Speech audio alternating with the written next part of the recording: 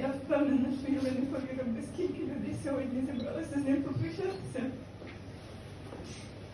І якщо існує небо, і він на нас дивиться, то трошки хіхікає, що ми тут всі сидимо і плачемо. Я хочу сказати, що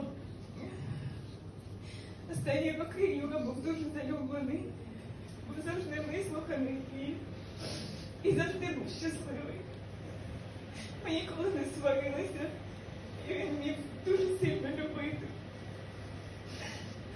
Він завжди казав, що